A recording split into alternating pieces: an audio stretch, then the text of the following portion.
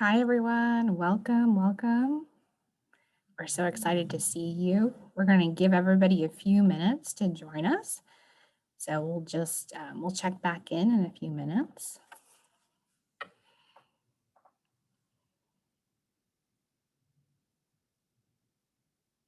Hello, welcome, everyone. We're going to get started in just a few minutes.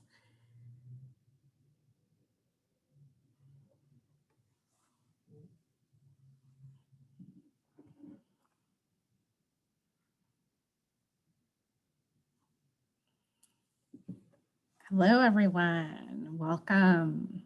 One more minute and we'll get started.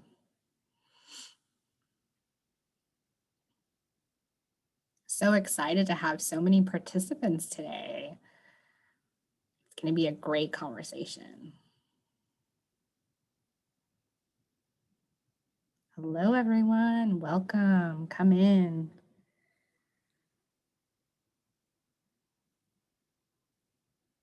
There's a chat going if you want to come join us on the chat.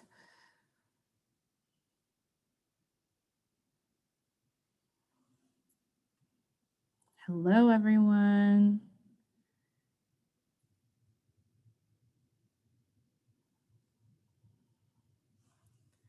Happy Tuesday.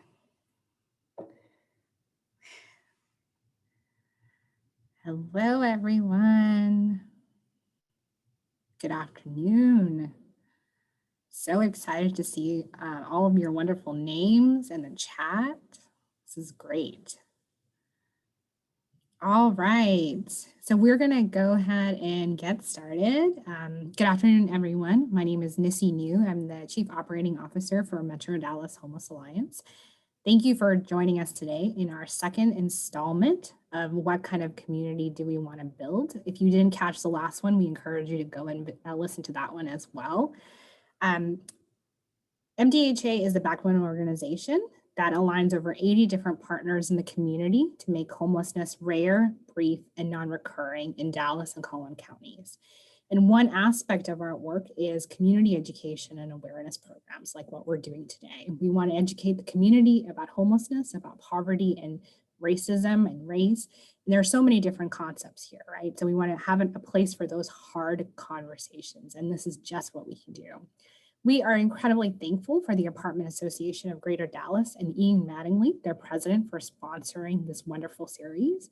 We also encourage you to invest in MDHA. Programs like this could not happen without your support, without you in being part of us. So join us. You can go to our website at mdhadallas.org and hit the donate button and become monthly recurring sponsors of MDHA. So now I want to hand it off to Ian, who's going to do an intro. Ian is the president of Luma Residential, as well as Apartment Association of Greater Dallas. Luma Residential is a private multifamily investment and property management firm based in Dallas with communities across Texas. Ian, your turn. Thank you so much, Nissy. I couldn't be more pleased to represent the Apartment Association of Greater Dallas today in tackling this important, hard conversation.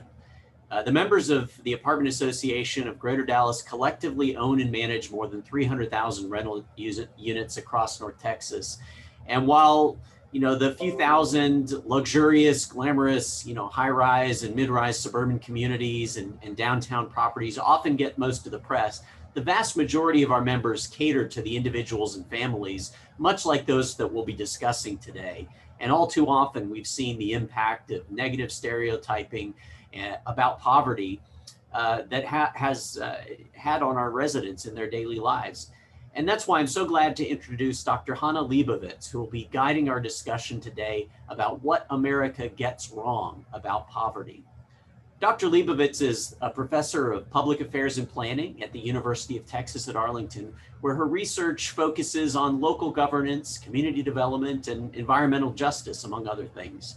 She received both her master's and her PhD from Cleveland State University, and she's been widely published in a wide array of publications, including the Journal of Public and Nonprofit Affairs, City Lab, and The Forward, among others.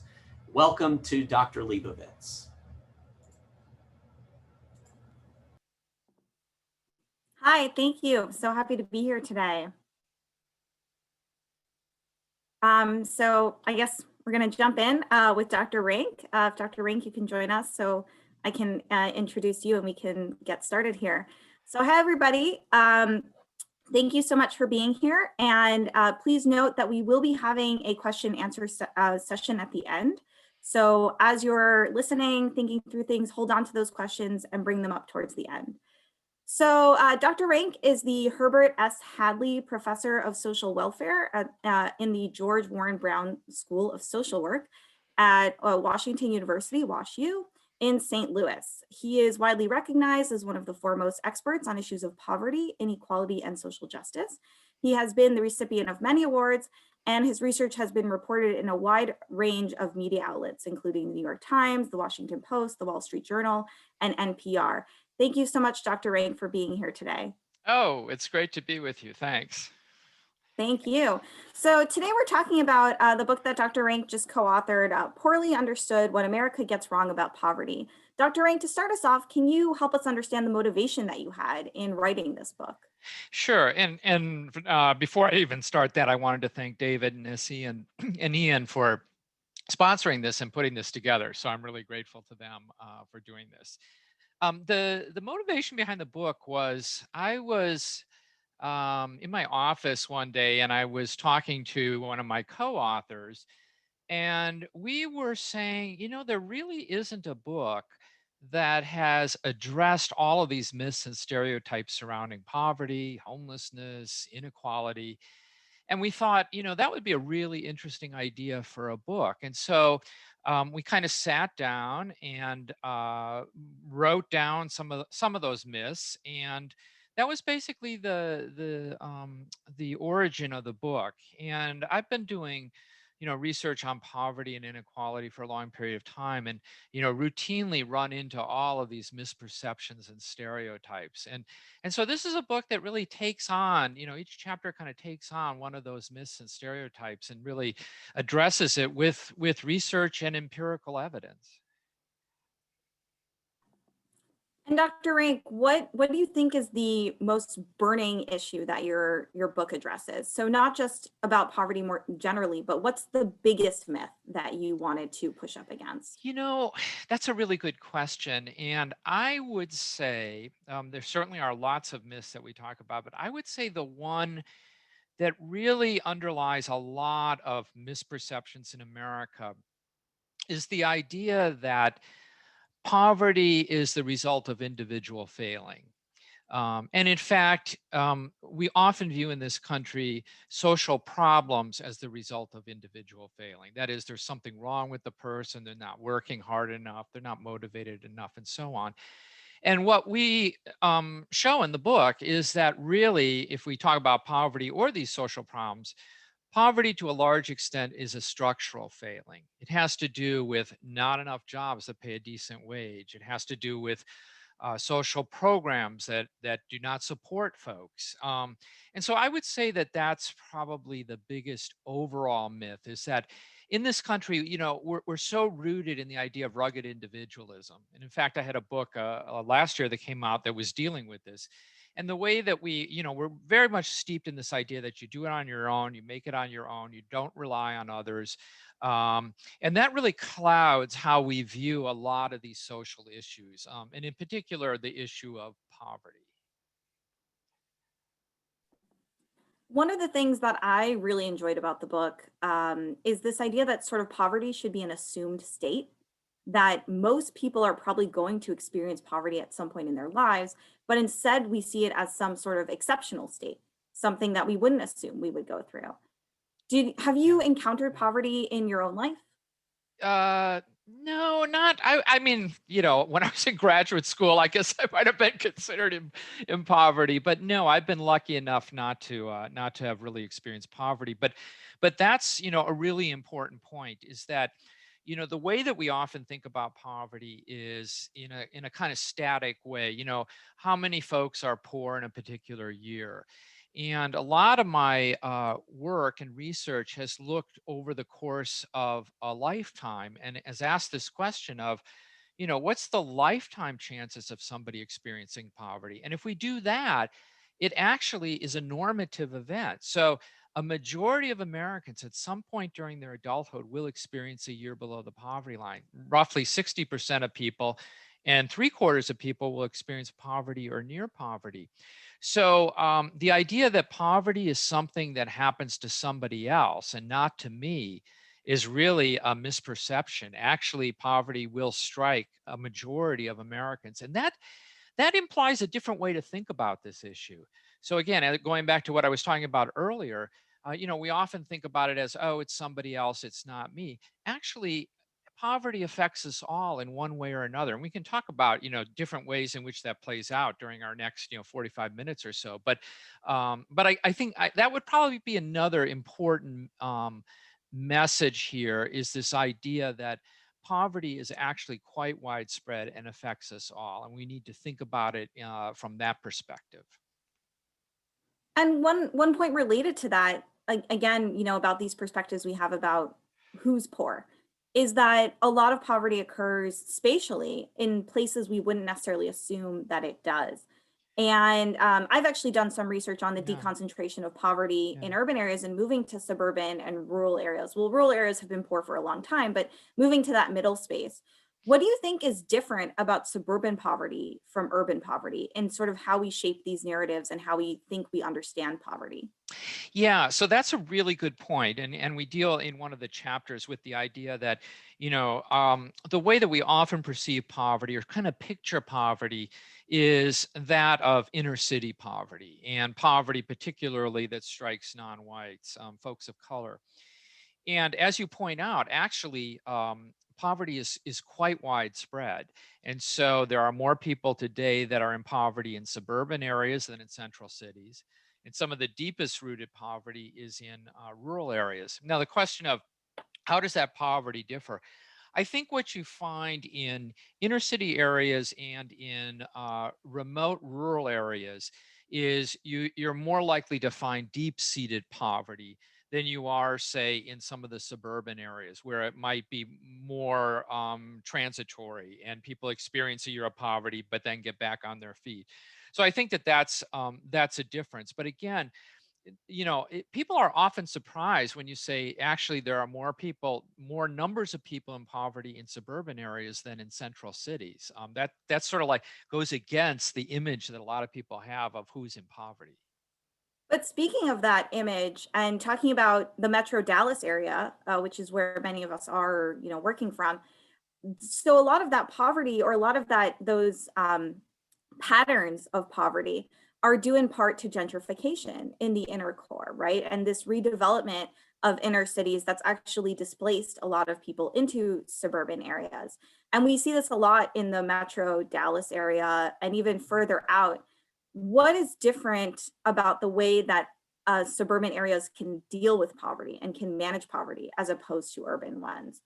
Is there a capacity difference? Is there a spatial difference? Is there, we talk about apartment associations, right? And suburban areas generally don't have as many apartments. What are some of the key differences in managing that poverty?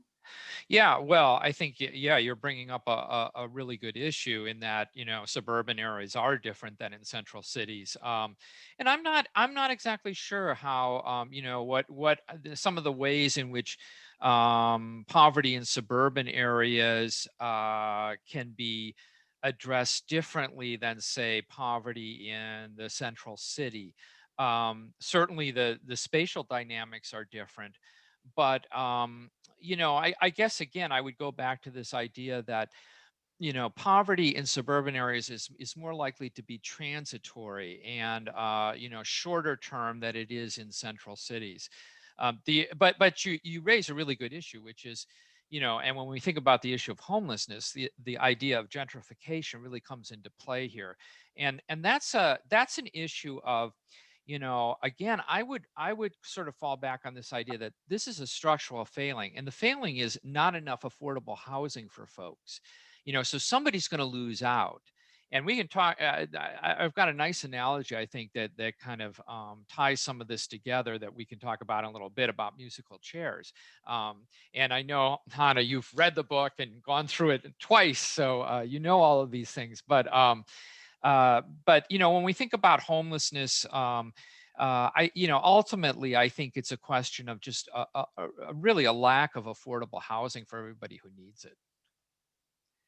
So I want to push you on that a little bit. First, if you could talk about the musical chairs, because I think that's a Yeah. really key point here, and I want us to engage with that. Yeah, sure. So this is an analogy I've been using for a while, and it kind of gets at the question of, do we want to focus on who loses out at the game, or do we want to focus on why the game produces losers in the first place? And those are two separate questions, and oftentimes we conflate the two of them. So here's the argument. Let's picture a game of musical chairs here on our Zoom meeting, and we've got let's say 8 chairs, and we've got 10 people playing.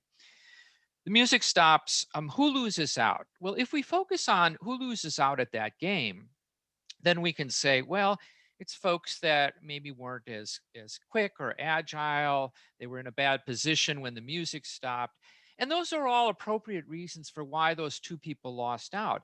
But if we step back and we say, wait a minute, the game is set up so that 2 people are going to lose out, then those individual characteristics only explain who loses out at the game, not why the game produces losers in the first place. And the reason there's losers in the first place is there's not enough chairs for everybody playing the game.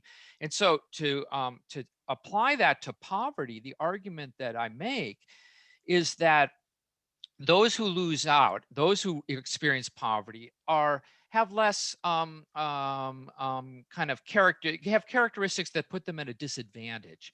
So folks with less education, folks of color, single parent families, all of these things put people at a disadvantage in terms of finding a decent paying job.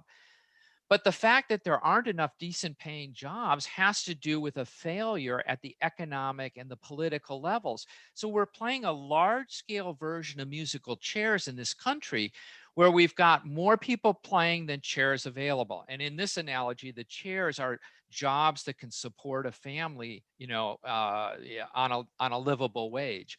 So I think that that's a really important point, and it goes back to this idea of thinking about poverty from a structural failing rather than as an individual failing. The individual failing helps us to explain, again, who loses out, but it doesn't explain why the game is producing losers in the first place. So I think that's a great analogy. And when I read it, and I actually read that part 3 times. So I went through it Very 2.5 times. Very good. And the first time I read it, I was really struck, and I thought that is a really great analogy. And I do still think it fits a lot of the narrative, but I don't think it fits all of the narrative, because I also believe that there are larger conversations we need to be having about who specifically the chairs are being kept away from. Because even if we talk about, let's say, affordable housing, which the book doesn't get into spatial policy as much as social policy, but even if we talk about rapidly building more housing, we still don't have protections for people who are going to be discriminated against in that housing. So we could have enough housing, and we know from research over decades that landlords might still not want to rent to people who are LGBTQ, to Black women with children, to all of these different demographic groups. So there's still going to be certain populations that face that marginalization. So in writing this book and kind of demystifying some of these myths, how do we also address the systemic racism and these systemic issues that do impact certain demographic groups more than others? Yeah, and I think, what you're talking about, I would sort of put that also in the category of structural failing. We've got systemic discrimination and all these things that you're talking about, and that's part of kind of the structure of the game. Right? The game is preventing certain players from competing on an even level. And so what we need to do is, we might think of this as maybe altering the rules of the game so that it includes folks that have been traditionally left out. So absolutely, there's no question about it that, and we've been in a time over the last few years where we've seeing these patterns of systemic discrimination, particularly in terms of race and ethnicity, but also in terms of other characteristics as well. And so we really need policies that, as you say, not only provide enough housing, but make sure that people have access to that housing. So in your, musical chairs example, do you think there's a place for, race specific or gender specific or sexuality specific equity there too? Because when I imagine a game of musical chairs, right, Yeah. the chairs just being taken away from everybody. But it almost seems like Yeah. some chairs, some groups might have more chairs taken away, or it might Yeah. not just be that their chairs taken away. It's also that one of the chairs is broken, right? It's almost like Right. it's almost like a colorblind policy sort of idea, where we know that those tend to play out in non-colorblind ways. Yeah, I think that's a really excellent point. It's interesting, I'm actually in the middle of I'm working with a friend of mine up in Wisconsin, and we're trying to develop this musical chairs analogy into a online game simulation. And I think this would be really, and we could factor in some of these things that you're talking about. And what we will have are, we will have sort of the number of players representing kind of the characteristics of the population. And we'll show how, how some of these things play out in a kind of in a real time kind of simulation. So I think that's absolutely. I mean, I agree with everything you've been saying about this. And while I'm rambling on, I'll say something else about a simulation that I think is actually trying to, again, change the mindset of people. So, I've done all this research and published things in papers and books and things like that, and that's fine and good. But I really wanted to be able to take this research and put it in the hands of folks in the general population. And so what I did was create a website in which, on that website, is a poverty risk calculator. And what people can do is they can go to that website, and everything's accessible and free and everything. They can go to that website, they could put in a couple of their characteristics, and they can actually see what their 5, 10, and 15-year risk of poverty is. And for a lot of people, it's not a trivial number. And that's a way of taking our research. And Hannah, you're in this research game too. You're at a university, and trying to take it and bring it out into the general public so that people can use that and think about that research. So that's another. I know I'm going off on a little tangent here, but No, I think that's good, because I think you did write a very there's a request for the website that you just mentioned, by the way, if you want to take a second and it's put just it in the if chat. you just type in confronting poverty, it'll pop up on Google right away. It's the whole thing is confrontingpoverty.org. And you know what, I think that's a really important point, because what you and your co-authors have done is write a very accessible book. And a lot of conversations that are happening around these issues are happening in academic spaces where they're not so accessible. And there's also pushback in legislative spaces, unfortunately now, about some of these conversations that we have in academic spaces.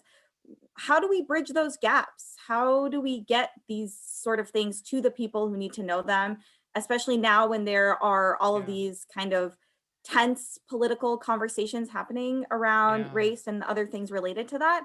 How do we get this to who it needs to get to? Yeah, absolutely. And I think what we're doing now is a good example of that, of, talking about these issues. And, this isn't, the kinds of things we're dealing with is not rocket science. This isn't like, really abstract. I think the important point is to make these ideas accessible. So take the musical chairs. I think a lot of people can relate to that, can say, I can see how, there are a certain number of people that are going to lose out. And, the question of who loses out and why the game produces losers in the first place are separate kinds of things. So I think there's lots of ways to think about that. Certainly with social media now, we have, many kind of venues to get the word out. And again, what I tried to do with this Confronting Poverty website is make it very, very accessible so that lots of people can go there. They can use the poverty risk calculator, but they can also learn about other issues. There's a discussion guide and a facts and myths and a research section. And actually, it's amazing how much this is being used in the last couple of years. So we've had more than 1 million people from over 200 countries. It's being used in like high school AP classes and college courses. So I think it's a really good example of taking our research and making it accessible. And we can think about many other ways, I think, to do that. Speaking of media, which does, you do get into a little bit in the book. What's the role of media in creating these sort of meta narratives about poverty? Yeah, so one of my co-authors, Heather Bullock, is a social psychologist, and she kind of deals with that in some of the chapters. And it's certainly true that the media tends to perpetuate some of these stereotypes and myths. Not totally. I mean, I don't want to at all bash against the media, because I think they many times do a very good job of bringing these issues to the fore. Um, but if you do look at look at it systematically, you do find that, for example, poverty or welfare use is often depicted as folks that are of color, folks that are not white. If you look at images of long-term poverty, you'll often see certain images of folks of color. And so, and it turns out that one of the myths is that, oh, poverty is really about folks who are non-white. Well, it turns out that 2/3 of the poor in this country put down the category white in terms of their race and ethnicity. So most people in poverty actually are white, but on the other hand, you're at a much greater risk of experiencing poverty if you're non-white. And both of those things are correct. Both of those facts are correct. And that's a more kind of subtle reading of the research rather than just sort of these myths. So I think I think the media, has played a role in perpetuating these things. But again, the media can also, one of the things that I found that media are interested in is if you have something that goes counter to the common sort of understanding, because that's kind of newsworthy. Instead of just repeating the same thing over and over, if you have something that runs counter to that, a lot of times people will pick up on that. And that's kind of what we're doing here with the issue of poverty, is saying actually the common understanding of poverty is in many ways incorrect. So you focus a lot in your book on social policy making to resolve some of these issues, right? And understanding that they're institutional in nature. Mhm. It gives a pretty heavy hand to the government to resolve a lot of these problems, right? Mhm. But what we know from, in related to our social welfare and safety net programs currently, is Mhm. that they also come with a lot of monitoring. They come with a lot of administrative burdens. They Mm. come with a lot of these other pieces that are not necessarily good or comfortable for people and don't necessarily protect the rights of those who are in poverty and need vital access to food or other sorts of things. What's the role of voluntary associations or the nonprofit sector, right? So MDHA is a nonprofit. What's the role of these sort of organizations in working on poverty and confronting some of the social dilemmas that you've brought up here, and even enabling the social policies that you'd like to see? Yeah. So first of all, two things with that, and because that's an interesting point that you're raising. And what's kind of, what's interesting right now in this period of time is people are talking about the idea of a universal basic income or a child allowance. The idea here is providing folks with a certain amount of monthly benefit in terms of raising children or just existing on. And that idea gets rid of all this kind of monitoring. It's like you get the monthly amount, so there is no monitoring basically involved in that. So it's an interesting idea, because we have been, in this country, we've been very steeped in the idea that you don't get something for nothing. We're going to make sure that you're spending that money right, and so on and so forth. So anyway, that's the first point. In terms of I just want to pause you for a second, because the UBI wouldn't necessarily get to some of the hardest hit folks, just like the COVID checks, right? The pandemic checks didn't actually get to some of the people who don't have bank accounts, who don't have, there are still burdens to accessing those things. Sure. And there are ways to kind of figure this out. I mean, European countries have actually had a child allowance for decades. So if you're in France or Germany or wherever, and you have a child under 18, you get a basic monthly kind of stipend to help raise that child. And that's one of the reasons why the poverty rates in European countries are so much lower than they are in the United States, is because they're more proactive in focusing on folks. But sure, there are always kind of those issues. But if we had a universal basic income of say $12,000-$15,000 a year, that's going to help a lot of people that are either in poverty or near poverty. I mean, there's no question about that.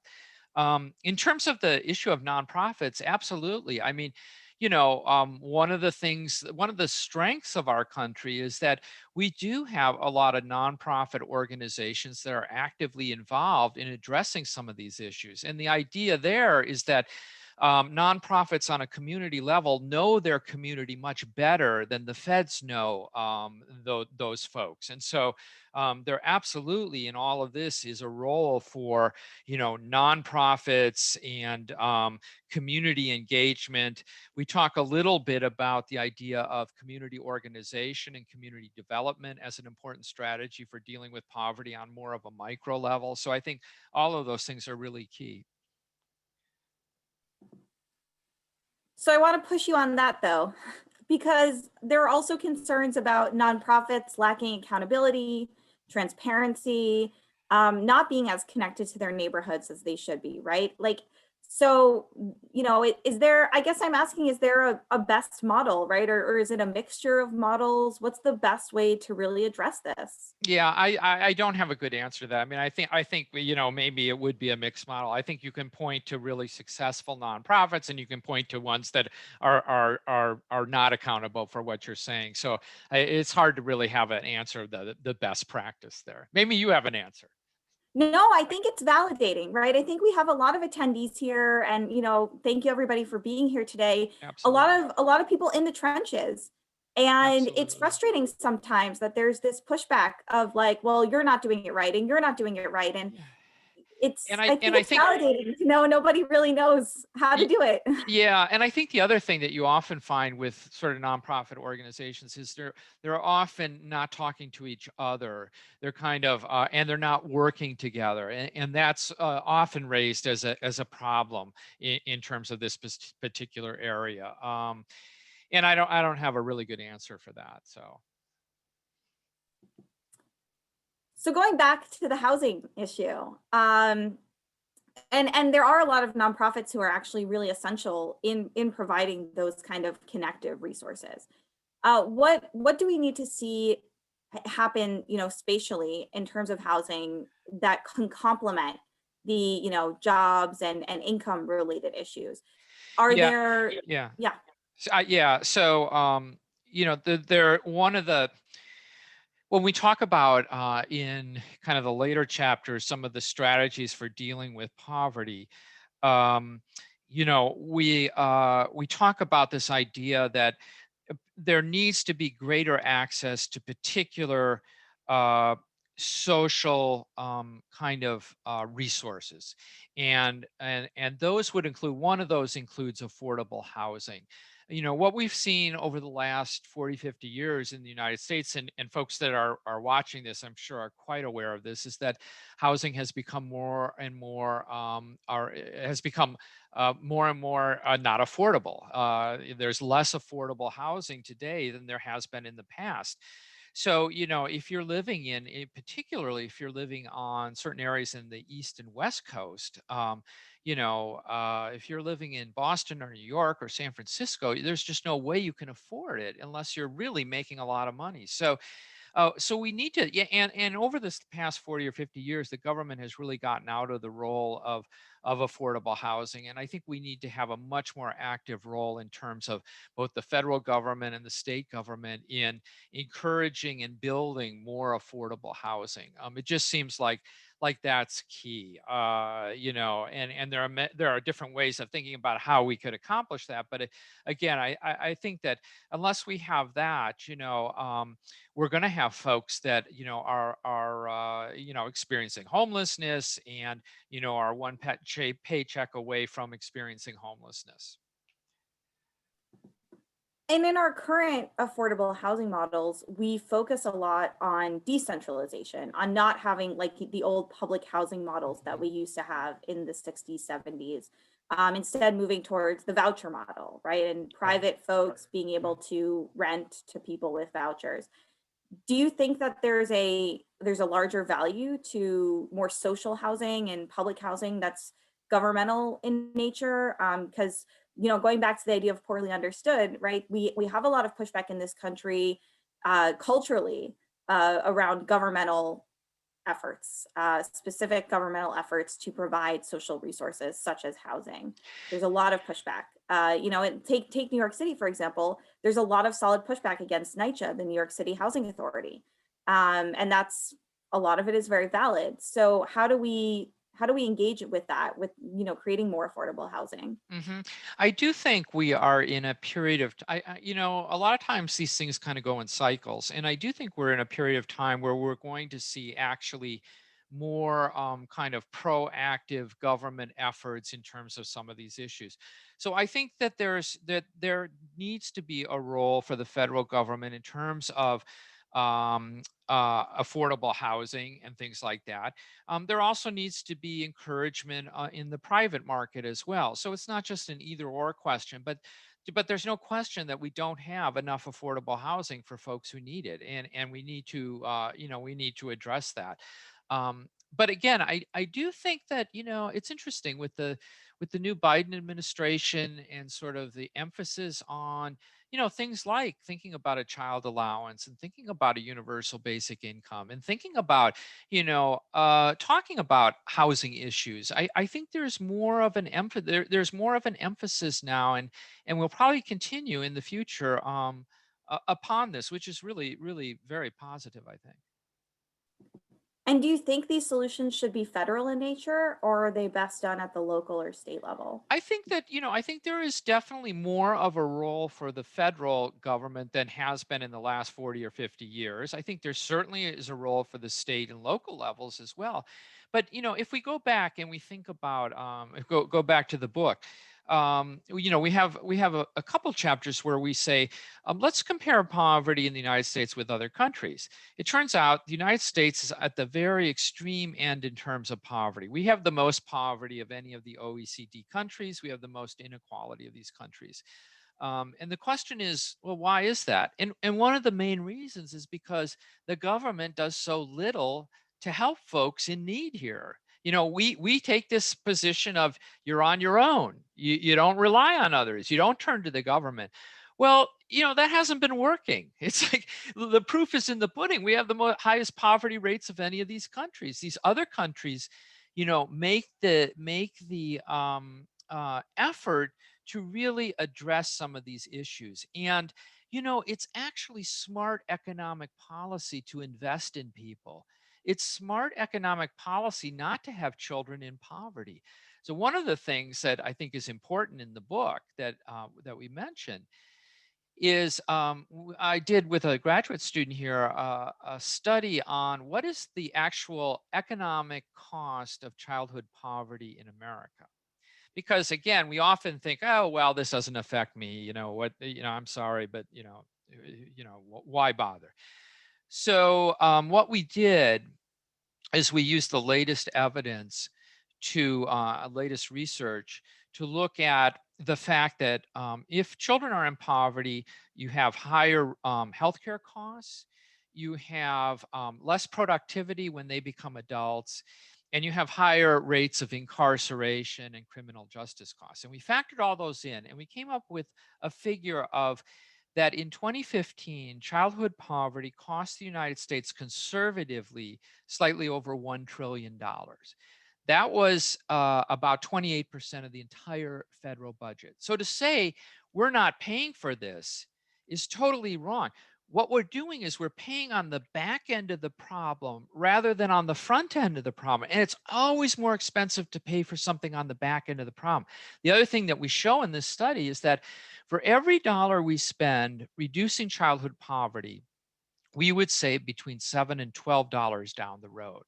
So not only is addressing poverty and homelessness the morally right thing to do, but it's also economically the smart thing to do as well. So when it comes to homelessness specifically, how much background do you have in this specific issue? I really don't, I don't want to claim to be an expert on homelessness. I mean, I'm clearly, done a lot of work on poverty in general and aspects of poverty.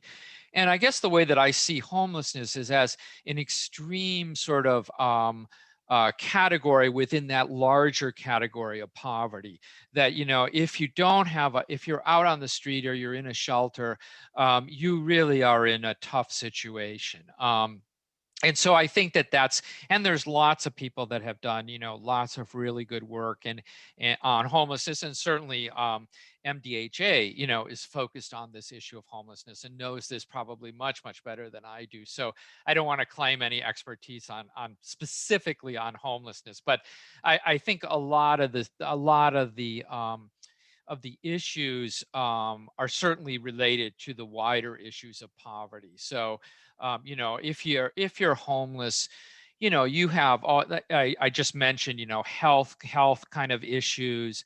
I know, Hannah, you've done some work on environmental kind of issues and environmental justice, which is another really important issue here. So yeah. Yeah, because I think that when it comes to homelessness, right, it's not just the extreme forms of poverty. It's also all of these, going back to these systemic and institutional factors. It's falling into every single one of those gaps as well. So it's living in poverty, but then it's also, being someone who has a criminal record, who couldn't get housing because of their criminal record, or couldn't get a better job because of their criminal record. So it's all of these other gaps that we have in the system combined. And then getting people out of homelessness means addressing every single one of those.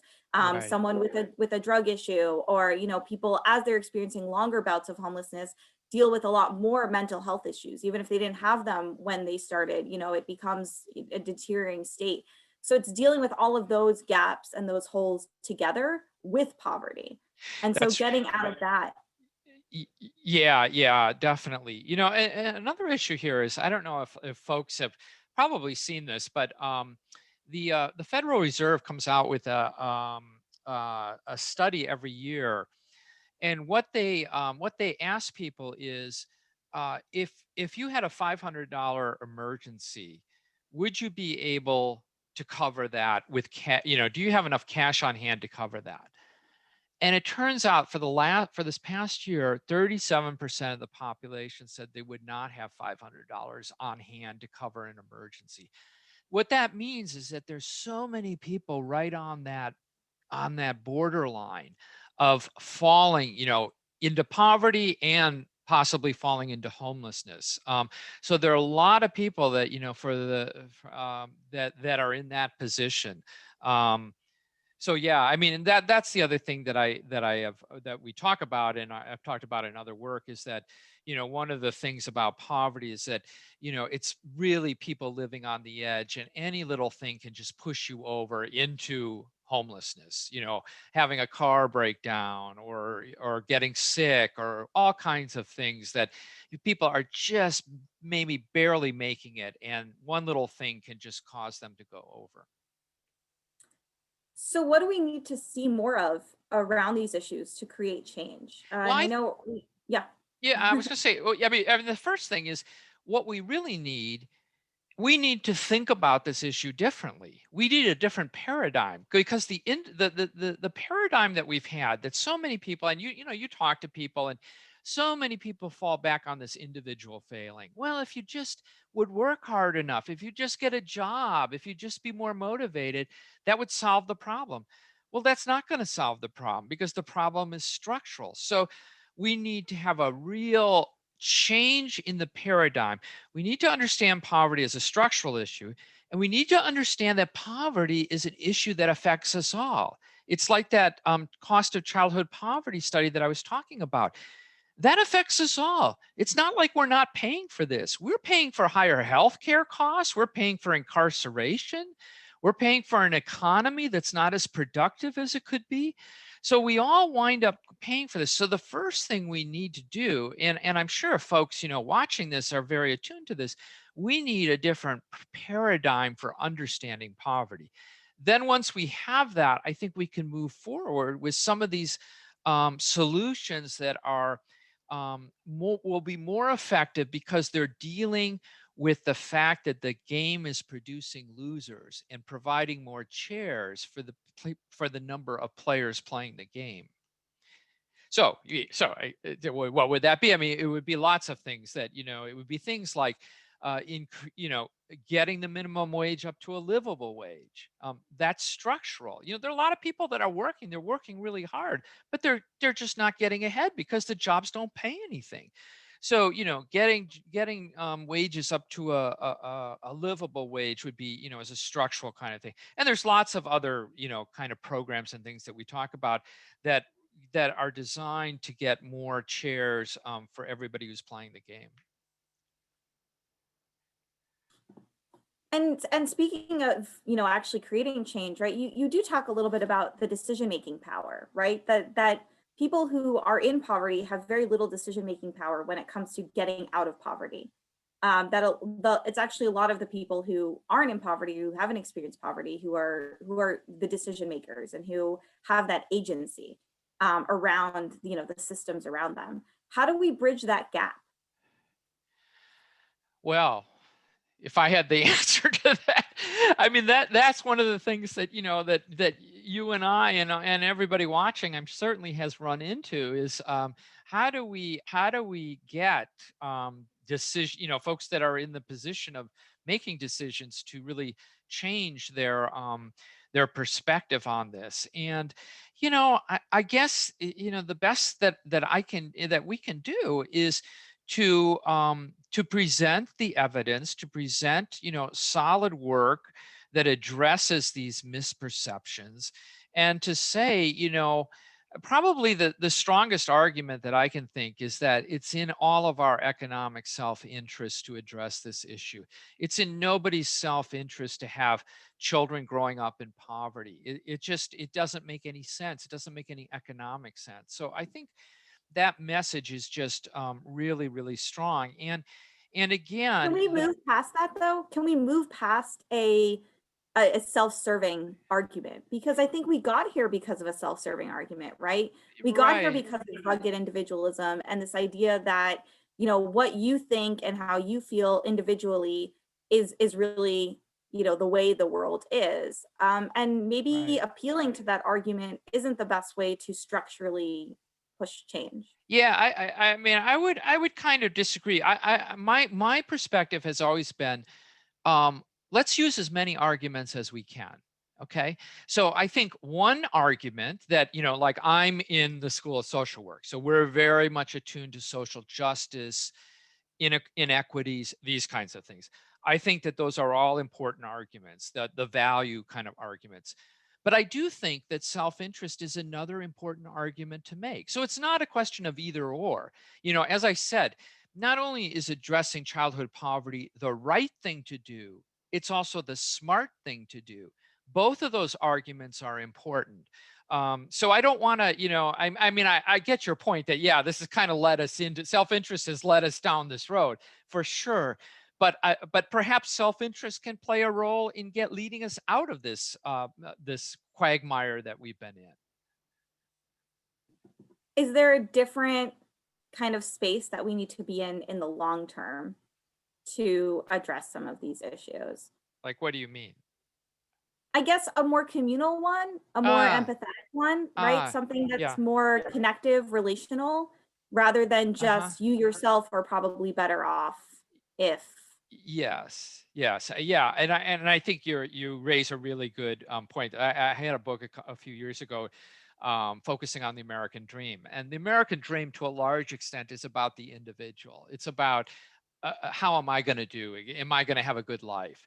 And I think that again, that has been part of our problem in the United States, is that we're very sort of focused on our own individual sort of well-being. And I do think we need to have a more communal kind of a sense of basically what we're talking about here is a collective responsibility.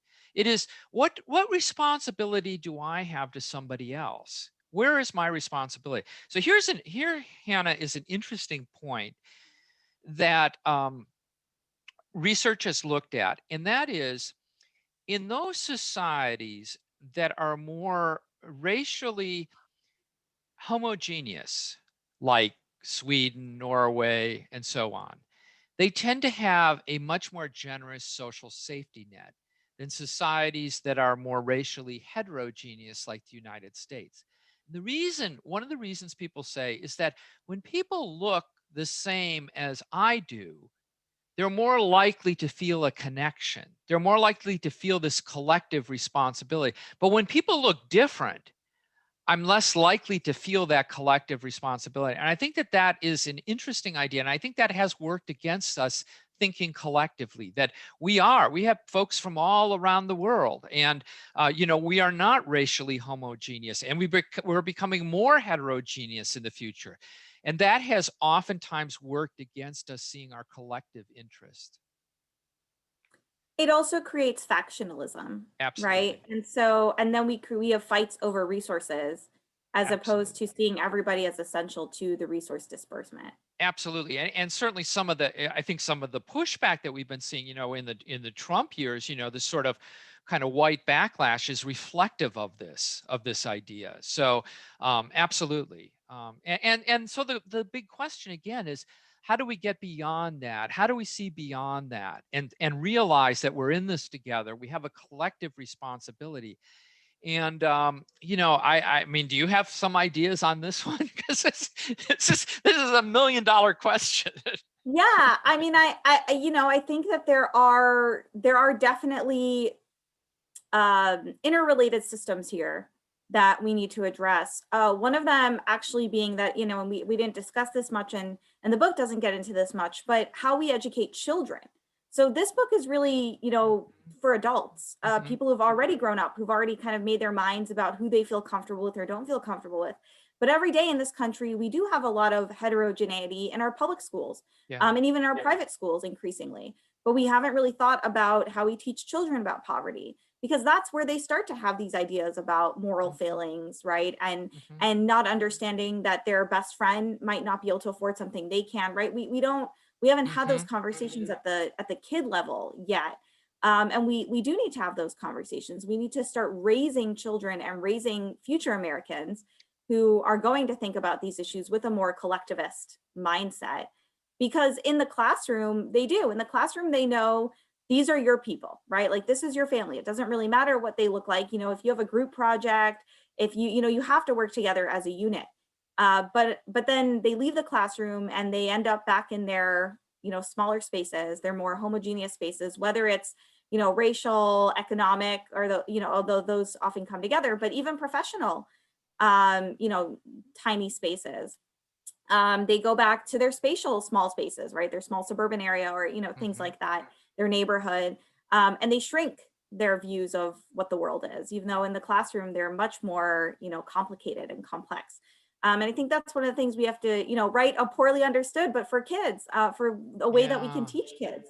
That I think is really the future. I also have 2 little ones, so this is just something I think about all the time. Nice, yeah. Yeah, I mean, I think that we're not doing a good enough job, addressing this where it starts, not just systemically where it starts, but also educationally where it starts. Yeah, absolutely. And, it's interesting that you bring that up, because there's a lot of, like in St. Louis, where I'm here right now, and there's been a lot of pushback about school districts that are trying to introduce issues of, discrimination and, not critical race theory, but issues around those. And there's been all this pushback about that, not from the students, but from the parents, in some of these school districts. But I think you're absolutely right. We need poorly understood for sort of the middle school and the high school students. And that's why I said I'm really one of the things Even elementary and preschool students. yeah, absolutely, I have a absolutely. 3-year-old and an almost 7-year-old, and I Yeah. taught them extensively about homelessness, and they Yeah. totally get it. It makes sense to kids. When you explain to kids, I sat down with my daughter and a calculator, and we calculated if you made $7.25 an hour, which is minimum wage in Texas, and you worked 40 hours a week, would you be able to afford a 2-bedroom apartment? Yeah. We just sat down together. She's learning math anyway, and we did it together, and you can't. And if you teach that to a 7-year-old, then they go their whole life understanding that that's true. Yeah. And then when they're 37, you don't have to explain it to them then, Right. because they already learned that in, elementary school math. Yeah, no, that's a great point. And I do you're more in touch with this, but I do think that the curriculums are starting to change and starting to recognize some of these things. Another really interesting tool that some of the listeners might not be aware of is there's a great website by Amy Glassmeyer at MIT, and it's called the Living Wage Calculator. And what it does is you can go to any area. So you can go to Dallas and you can put in, you can see what a living wage would be given the housing costs there, given other costs. Costs, how many kids you have. Absolutely. And then almost in every area, in fact, in every area, the minimum wage is way below what a living wage should be. But you can see what the difference is in any location in the United States. So it's a really good tool that's out there. Yeah. So I'd love to take some questions now. I see we have a few. So I'm just gonna jump in with one. Okay. So, so Dr. Banks, you mentioned about other countries having, I'm sorry, Dr. Rank, sorry, somebody wrote Dr. Banks.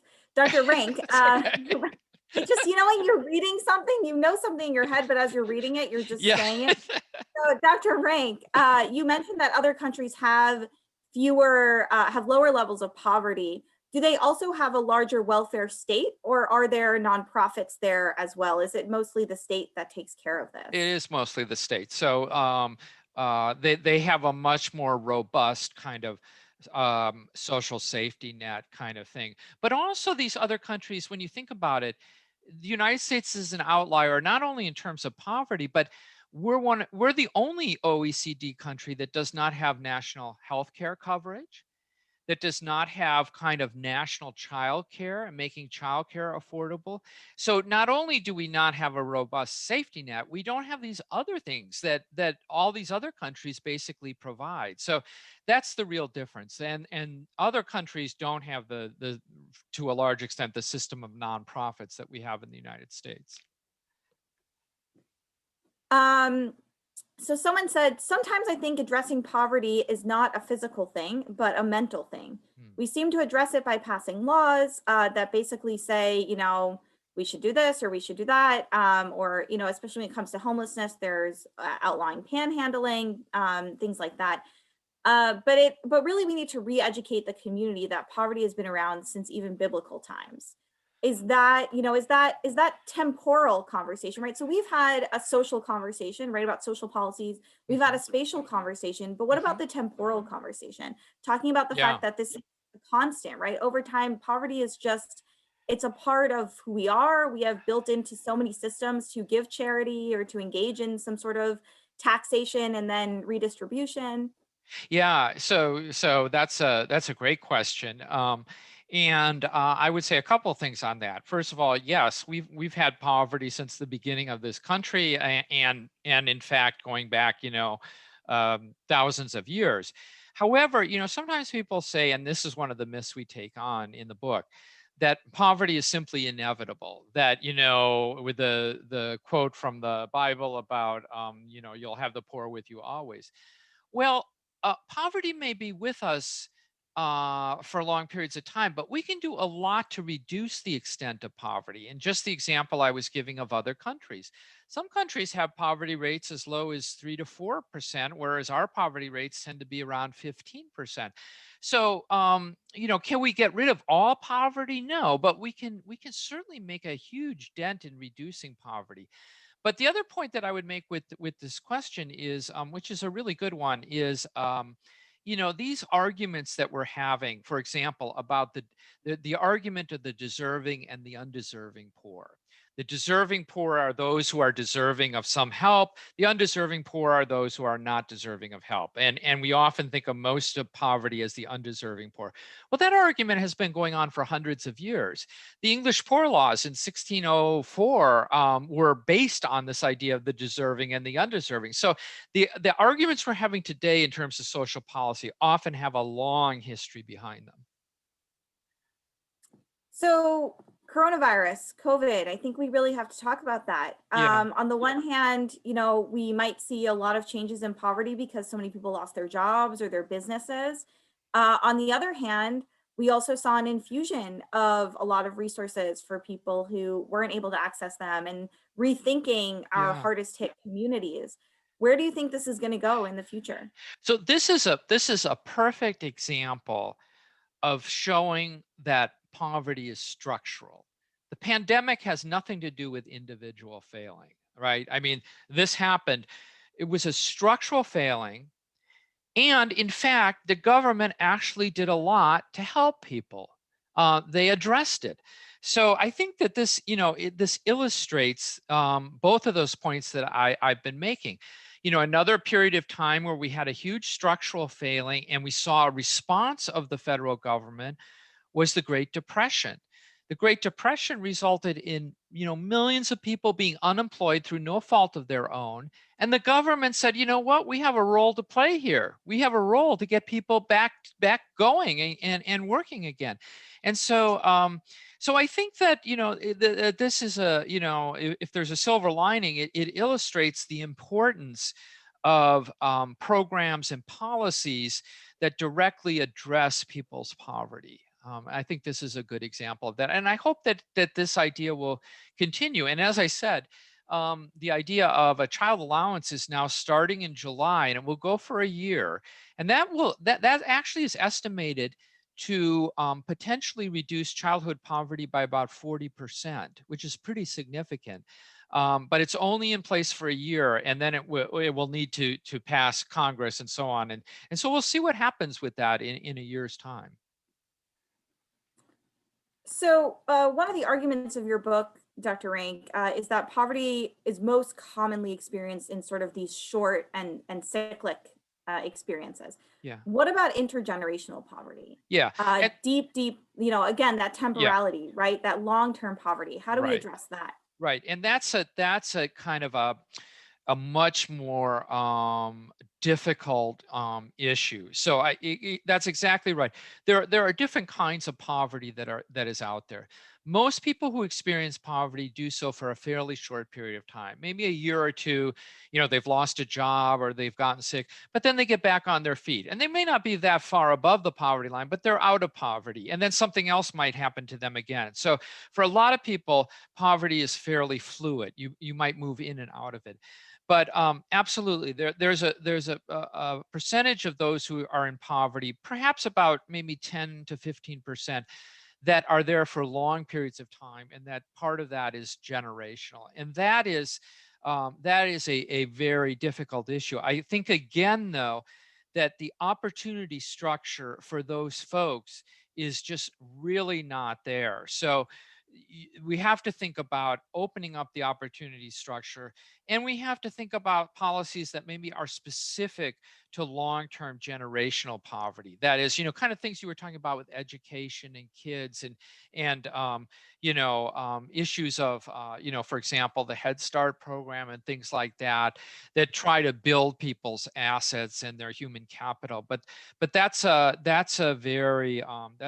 think a very, very difficult issue to deal with. And reparations can help address. Yeah, that's a great that's a great point. There's a book that I was just starting to read on reparations. And yeah, I mean, I think that could definitely do a lot for folks who, have experienced, long-term racial discrimination over this period of time. As a professor of social work, it seems that empathy is probably key in some of this. How do we cultivate empathy? You know, yeah, I think that is. Empathy is really key. Um, and, it's sort of, when I say in the classes that I teach, I use this in a different context, but one of the things I say is that a really important lesson is the ability to put yourself in somebody else's shoes, to be able to try to put yourself in their position and try to imagine what it's like for them. And that's what empathy is about trying to understand somebody's situation that's different than yours. And how do we increase that? I mean, I think it's just, the best thing we can do is making people aware of some of these vast inequities and things that just are wrong. It would be one thing if we were a poor country and we really were strapped in terms of resources, but we are the wealthiest country in the world, and yet we have the most poverty. We can do something about this. We have the ability to change this. And I think it is that we're lacking the empathy, we're lacking the political will to change this, and that's what we really need to address and to sort of build up, as the question is sort of implying. Just going to look through these. Are you familiar with the book Evicted? Oh, Dr. sure, Rank? I got it. I have it right here. I put the camera on my bookshelves over here. Yeah, yes, very That's familiar great. with it. So we have a question here. Based on the book Evicted, it seems that apartment owners would benefit from working with folks instead of evicting them. Without public policy, how can we keep from hamstringing those who are most deeply affected, such as single women with children, particularly Black women? What's the win-win here? How do we get, I guess, apartment owners or people who have a right to collect rent and to, kind of be engaged in that commodity, but also to get what they need, but then also not to be engaging in these constant, evictions. And part of Desmond's book, right, is about how common eviction is nowadays. That didn't used to be common. It used to be kind of this big neighborhood, wow event. And now eviction is just constant. How do we find that space? Yeah, and the expression that the questionnaire is asking, how do we make this a win-win, is really key. So I don't, offhand, I mean, I don't have a particular answer to that. I think that, we have to have policies that that support both. If somebody is a landlord, they are, rightfully, expect to have rent and things like that. But how can we have a situation where we support them, but we also reduce the extent of evictions? And I'm not sure. Hannah, do you have an idea on that one? I think that housing, one of the things that's true about housing, which isn't true about a lot of other commodities, especially when it comes to social policy making, housing is such a unique commodity. One of the reasons it's so unique is because we build housing to last, but our actual sorting and residential behaviors don't match the way that we think about housing. So, for example, we kind of have these economic models in our mind of, a single person might live in a 1-bedroom apartment. And then as they get married, they might move to a 2-bedroom, or they might stay in their 1-bedroom. They might have a couple kids and get a bigger apartment or a home. But then after a few years, they'll downsize from the home, and then we'll keep sorting people through housing. But we don't have that in reality. People hold on to their homes, even when, they might be one elderly person living in a home and they don't want to give it up.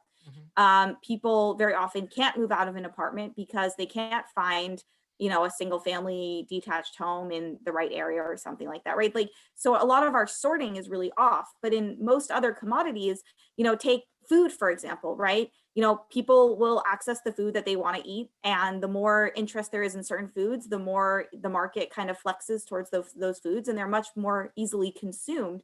Whereas housing isn't a consumed commodity in the same way, or a used commodity in the same way. You know, cars are also different, right? Like people use cars and then they die, they end, they're over. Homes aren't like that. In fact, in this country, we hold on to housing so strongly because we don't want it to be like that. We want to hold on to a nest egg, right? We want to hold on to our property values. So that becomes much more complicated. And when it comes to being a landlord, where the sole purpose of that position is to get as much material wealth out of the home, we don't really have a lot of incentives for landlords to not just evict people. In their minds, it would seem to make sense. If I can't get rent from this person, they should have to leave, and I should be able to use this commodity to its, you know, maximum usage and get the next person in. You know, that's sorting, right? Keep sorting people. That's kind of the economic model that we assume. In reality, that's not people's real lived behavior, right? They want to stay in their home, even though that 1 month something might have happened and they couldn't make the rent payment. They want to be settled, right? Housing is actually a settlement tool. It's not a sorting tool. So we need to kind of, I think, rethink how we think about housing, how we think about settlement practices, and how we think about who gets control in that relationship. Because if all the control is on the landlord side, we can't expect them to act any differently. There's no reason for them to act differently if they want to utilize the commodity that they own at its, you know, highest value. It's like, you know, it doesn't make sense logically. But then when we think about housing as a settlement tool and not a sorting tool, a way that people are settled and live, and that's, you know, kind of the goal, then we think about more protections on their end, because ultimately, again, with that collectivist mindset, we're all better off when there isn't that massive sorting, when there isn't that constant shakeup of, you know, you might come home one day, you don't know, you might get kicked out of your home. That's, you know, that there's so many economic and social reasons to not have people living like that. So I think it's a lot more about, you know, like this whole conversation, shifting our mindset, really rethinking our assumptions about, you know, for whose good does something exist, or for whom which group are we servicing? Which group is most in need?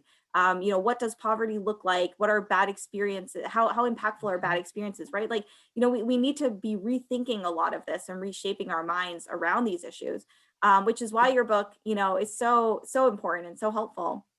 I want to ask if there's any, you know, final thoughts that you have to leave us off on. Well, I think that was very well put. I should start asking you questions.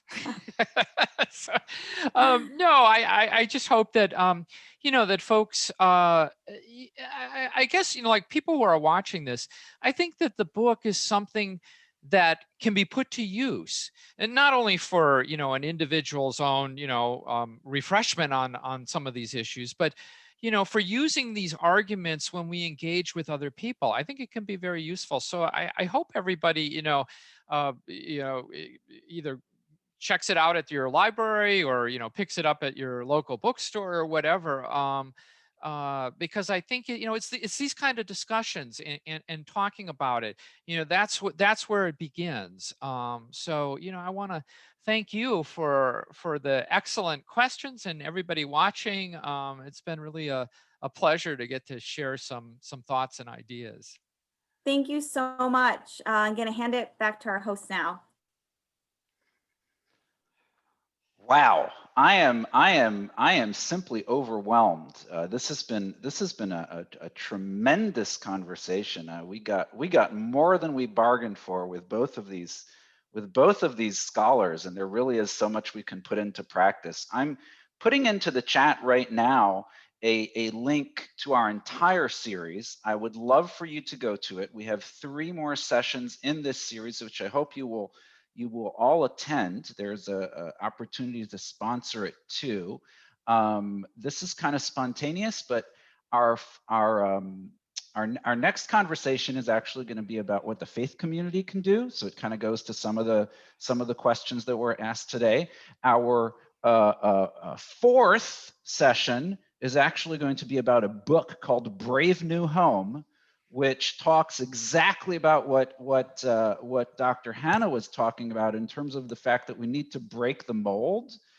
We have this myth in our country that you either live in an apartment or you live in a single family detached home. And of course, we know that that's a historical anomaly. That's not really true. That's maybe post-war, maybe slightly before that. And so this book, Brave New Home, really addresses a lot of those. And then our final session will be with the Dallas DA. We just confirmed the date for that, and that's going to be about how why you can't arrest your way out of homelessness. So I encourage all of you to join us for those sessions too. Thank you again, Dr. Rank. Thank you again, Dr. Lebovits. I hope that everybody who attended will at least choose one person who didn't and tell them, go to MDHA's YouTube channel and watch. Thank you all so much. Have a wonderful rest of the day. Thanks a lot. Thank you. Enjoyed it. Bye-bye. Thank you. Bye. Thank you. Take care.